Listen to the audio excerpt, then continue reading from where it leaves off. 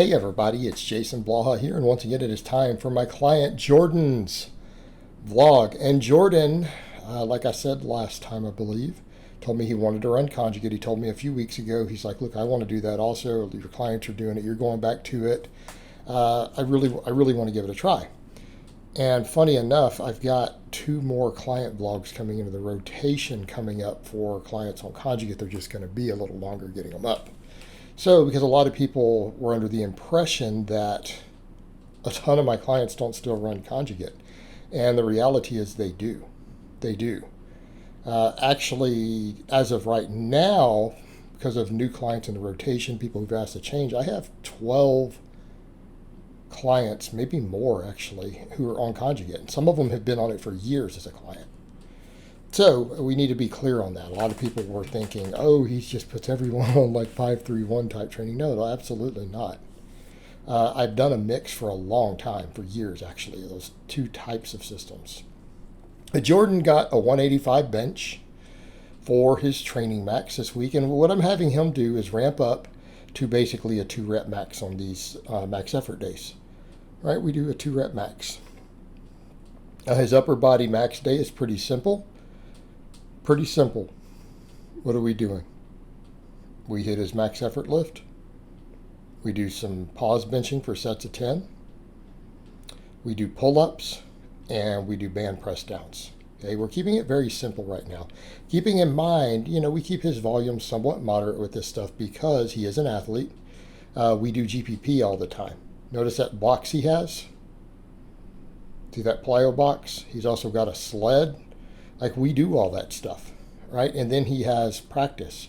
Because these days he's doing a men's league basketball. He did high school sports all through high school, multiple sports. His whole life so far, he's played sports. And he does like a men's league basketball now that he has graduated high school and not going to a university or anything right now. And so, again, he just wants to be a better athlete, all the way around better athlete. And I have several young guys like this who are in that 19, 20, 21 age bracket who were high school athletes who do another sport now, just amateur sports, as young men. Like, I have boxing, I have basketball. Actually, I have a few of these guys who do this stuff. And a lot of them are pretty much conjugate guys. Like one of my younger kids, I call him a kid. I've had him 3 years. He's probably 21 now. He boxes. And he's at a very, very light weight, extremely lean. Wish I could get him to bulk faster, but it's the same sort of thing. So what is he doing on this day? Well, max effort day right now, we hit a box squat. Right, we just wanted to test his max box squat, and I forgot the number. It's back in our log. I don't have it immediately handy. It was obviously well over 200. And next week we're going to test a deadlift. But then we do split squats, and I let him use a safety bar. There's no reason to force someone to use a straight bar on a split squats and to get their shoulders all cranked up if they have access to some of these specialty bars. Or we use dumbbells, which you guys see all the time with him as vlogs. We rotate around those things. Then I'm having him do, again, safety bar good mornings. Right? We want to get that upper back built. And it's not to say we don't care about the hamstrings and stuff, but we have the bar, we're using it. But he's got other bars. So he went all in. He went all in. And then I have him do hanging leg raises. Now, obviously, because of his height and the size of his rack, we're having a little problem with, extending the legs. So we may work on that. I may see if he can get some other slings to where he can hang higher and do that. But he bought a lot of bars. Well, not a lot. He got a couple of bars. He's got a buffalo bar. He's got a safety squat bar. He's got chains. Be working chains into the rotation here soon. So, he's got quite a bit of stuff. Now, we're not really set up for bands for his setup, so we're not going to be doing a bunch of band work, right? But we have chains. So once we get used to speed work, and he's doing good here, and notice just like what you see in Emma's vlogs for people who aren't purely closed grip benchers, we rotate grips on speed day. We rotate grips. All right, after that he does pull-ups. Now he's supposed to do dumbbell presses, but I don't know if we got footage of the dumbbell presses in here. So he's supposed to do dumbbell presses after the speed bench. And then again, we do more band press downs. You guys will notice a trend. I love the band press downs, and a lot of my lifters live on them. For me, I live on them right now. 20 sets a week on camera. But yeah, some of these guys, I mean, he's doing 10 sets. We work those band press downs. We work those elbows because he's got a bit of a history of some elbow problems. He does have a surgery in one of his arms and some pins in there.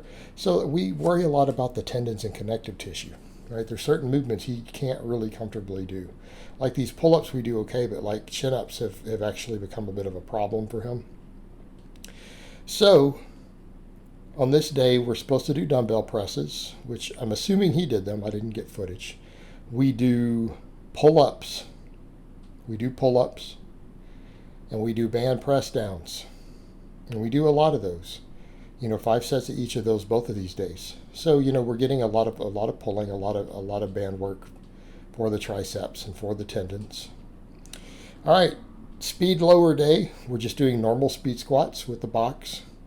Right? He's got good speed. This is what I want to see. Look at that. Now, he's new to box squats. He's never done box squats before this week.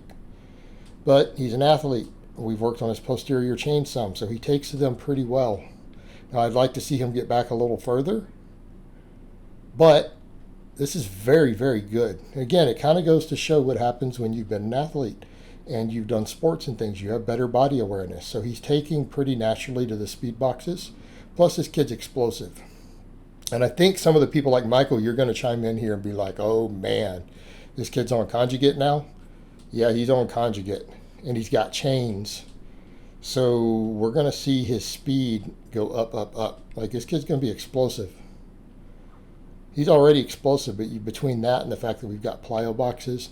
Now, a lot of these, because he edited the clips, they just look like, streams of the same thing here on the speed pulls. But we do 6 doubles right now. Right, so we do speed boxes. We do speed deficit pull or conventional pulls this week. We do good mornings again with the safety bar. Then I'm having him finish up with hanging leg raises again. But again, the good mornings. Because we don't have a lot of traction-based equipment, we're going to do a lot of good mornings. Some people are like, we don't see you doing many these days, and you're doing all that time on the reverse hyper and the belt squat. What's up with that? Because I have the devices and I do a ton of volume on it. And then I make up the extra upper back work, with pulling. Now, in his case, he doesn't have all that stuff.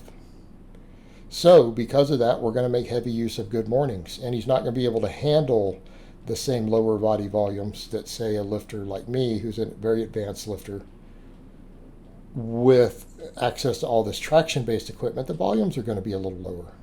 But they're still going to be there. So we do lots of good mornings. And then, of course, he does hanging leg raises. So I hope it has been informative, and I will talk to you guys next time.